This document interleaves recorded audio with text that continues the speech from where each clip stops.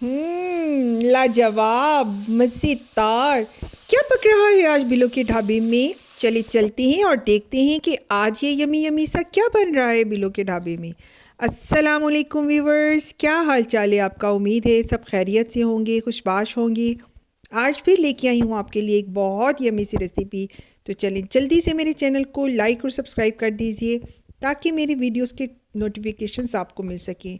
Recipe जी winter special है, 19 B soup है। बहुत यमी, बहुत डिफरेंट, बहुत ही यूनिक सा सूप है जो आप रेस्टोरेंट्स में खाने जाएं तो इतने महंगा इसका एक छोटा सा बाउल मिलता है। और आप यहाँ पर घर पर इसको किस तरीके से तैयार कर सकते हैं। चाइनीज़ ये डिश है, चाइनीज़ सूप है। और इसके इंग्रेडिएंट्स में हम चलते हैं इसकी मेकिंग की तरफ। बिस्मिल्लाहिर्रहमानिर्रहीम। 200 ग्राम मैंने यहाँ पर चिकन लिया है, छोटे छोटे क्यूब्स में इसको काट लेना है आपने। यहाँ पर है प्रॉन्स, अच्छी तरह वॉश कर लिए हुए हैं मैंने, इसको सॉल्ट लगा लिया था ऑलरेडी। वॉश करके इसका सारा प्रोसीजर कंप्लीट है इस टाइम। और यहाँ पर आपने डाइस की हुई कैरेट्स लेनी है, बड़ी मार्केट में फ्रेश आजकल रेड रेड सी कैरेट्स आई हुई हैं। तो बिल्कुल छोटे छोटे साइज़ की आपने 200 ग्राम ही कैरेट्स लेनी है। यहाँ पर 1 कप मैंने बिल्कुल बारीक रिंग में कटा हुआ ऑनियन लिया है, स्प्रिंग ऑनियन जो ग्रीन प्याज होती है ना, वो भी आजकल बहुत अच्छी फ्रेश सी आई हुई है, वो भी आपने 1 कप काट लेनी है। यहाँ पर 100 ग्राम जो है मशरूम्स हैं। मशरूम्स को भी मैंने कट नहीं किया, इसको ये टीन वाले मशरूम्स हैं। मशरूम्स को मैं अभी कटिंग करूँगी इसके छोटे छोटे पीसेस में, फिर मैं आपको दिखाऊँगी। साथ में प्रॉन्स की भी कटिंग करनी है अभी। प्रॉन्स की भी उसी तरह ही कटिंग करनी है जिस तरह की आपने चिकन की है। बिल्कुल छोटे छोटे क्यूब्स में आपने इसको काट लेना है। तो लें जी, अब यहाँ पर मैंने इन दोनों की भी कटिंग कर ली है, मशरूम्स की भी कटिंग कर ली है और साथ में प्रॉन्स की मशरूम और प्रॉन्स दोनों की कटिंग करके रख ली है। अब चलते हैं जी इसकी मेकिंग की तरफ और चूल्हे की तरफ चलते हैं। पैन लेना है आपने और उसमें आपने लेने हैं 2 से 3 टेबल स्पून जो हैं वो कुकिंग ऑयल के लेने हैं। आप कोई सा भी यूज़ कर सकते हैं, मैंने यहाँ पर ऑलिव ऑयल किया है, आप नॉर्मली जो घर में यूज़ करते हैं वो कर सकते हैं। और इसका मेन इंग्रेडिएंट है जी सेसमी सीड्स ऑयल, यानी सफ़ेद तिल का जो ऑयल होता है वो मैंने सिर्फ इसमें 1 टीस्पून डाला है। 1 टीस्पून ही आपने डालना है, ज़्यादा डालेंगे तो इसका फ्लेवर बहुत तेज़ होता है, तो बहुत ज़्यादा जब डलेगा तो उसका फ्लेवर अच्छा नहीं आता। इसलिए आपने बिल्कुल 1 टीस्पून के अराउंड इसमें डालना है, क्योंकि एक स्पेसिफिक सी इसमें खुशबू आती है सूप में, जो कि एक दो चीज़ों की वजह से आती है। एक चीज़ तो मैंने आपको बता दिया, सेसमी सीड्स, और नेक्स्ट मैं आपको आगे चल के बताती हूँ। तो तीनों चीज़ें यहाँ पर चिकन, मशरूम्स और प्रॉन्स, ये जो हमने स्लाइस में छोटे छोटे क्यूब्स में काटे थे, आपने इसको ऑयल के साथ स्टिर फ्राई करना है हाई फ्लेम पर। लो फ्लेम आपने नहीं करनी, क्योंकि चाइनीज़ जो जितने भी खाने बनते हैं वो यूजुअली हाई फ्लेम पर ही बनते हैं, क्योंकि इनकी इतनी छोटी सी कटिंग हुई होती है कि ये कुक होने में भी टाइम नहीं लेते। और तेज़ आंच पे बनाने का मकसद ये होता है कि इसमें जो वाटर होता है वो ड्राई हो जाए। 4 से 5 मिनट आपने तेज़ आंच में पकाना है, वाटर इसका बिल्कुल ड्राई हो जाएगा। और इसके बाद मैंने यहाँ पर हॉट सॉस सिराशा की यूज़ की है, वो आपने 2 टेबल स्पून भर कर, या 2.5 भी इसमें डल सकती है, अकॉर्डिंग टू योर टेस्ट। आप इसमें इसको कम ज़्यादा कर सकते हैं, लेकिन 2 टेबल स्पून फुल भर कर आपने हॉट सॉस डालनी है। और इसके बाद यहाँ पर है डार्क सोया सॉस, सबसे मेन इंग्रेडिएंट इस सूप के फ्लेवर में, इस सूप के कलर में जो सबसे मेन इंग्रेडिएंट है वो डार्क सोया सॉस है। तो डार्क सोया सॉस आपने लेनी है 2 टेबल स्पून फुल भर कर, इसको भी आपने डालना है। देखें डालते ही कितना अच्छा सा खूबसूरत सा जो है ना इसमें कलर आना शुरू हो चुका है। ये है जी अगला main ingredient, oyster sauce. Oyster sauce से इसका फ्लेवर बहुत ही यूनिक सा आता है। 1 टेबल स्पून आपने ऑयस्टर सॉस डालनी है, थिक सी होती है, इसमें कलर भी बहुत अच्छा आएगा इसके साथ, और इसके साथ इसका फ्लेवर भी औसम होता है। तो बस साथ साथ आपने इसको स्टिर फ्राई करी जाना है और साथ साथ आपने सॉसेस ऐड करी जानी है। यहाँ पर मैंने अब प्लेन सोया सॉस डाली है, डार्क सोया सॉस भी गई है इसमें, प्लेन सोया सॉस भी गई है। प्लेन सोया सॉस फुल भरकर 1 टेबल स्पून डालनी है, और इससे पहले मैंने dark soya sauce 2 table spoon add कर दी थी।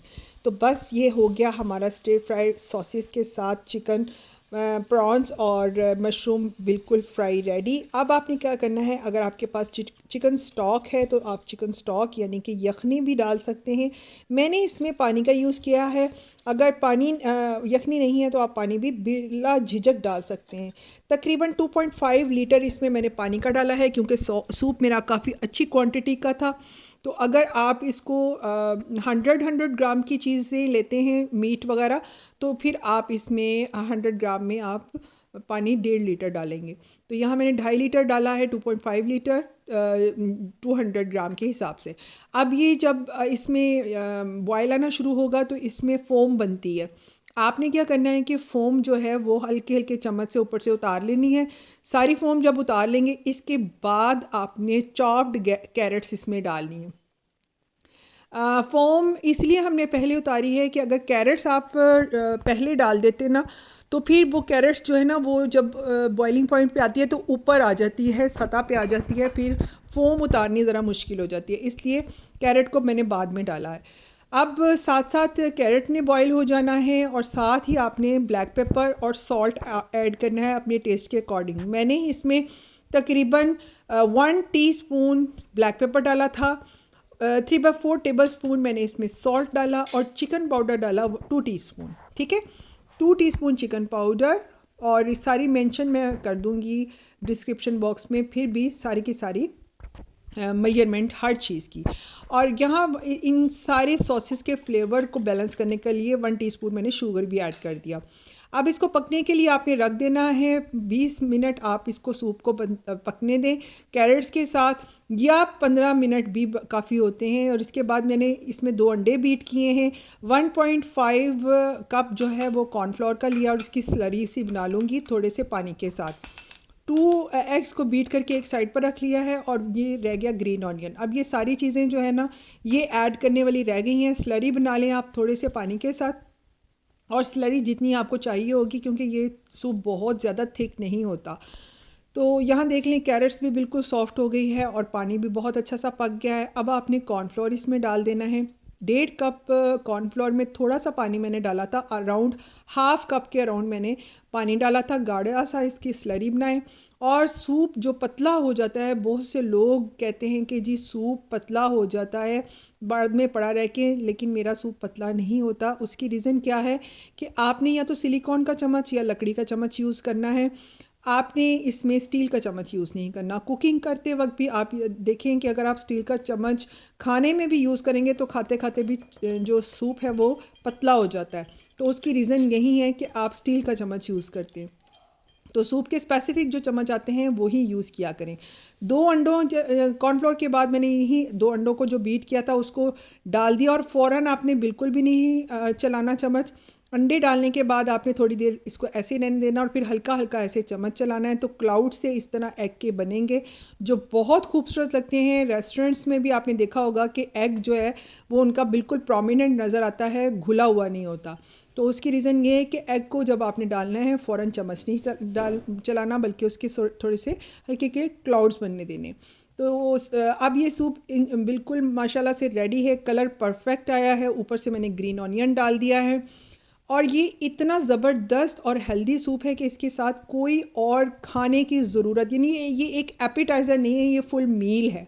ये खाने के बाद आपको भूख नहीं लगती, खाने की भी भूख नहीं लगती।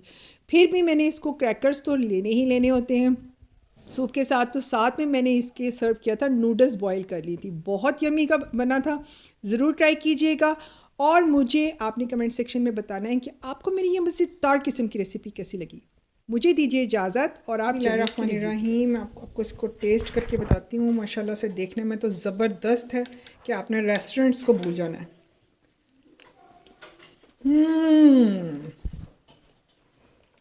कमाल का, यकीन जाने मज़ा आ गया। ज़रा क्रैकर के साथ भी खा के देखें, ऑसम है, ऑसम।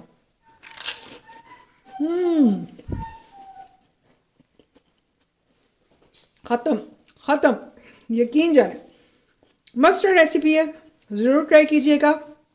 मुझे दीजिए इजाज़त, अल्लाह हाफिज़।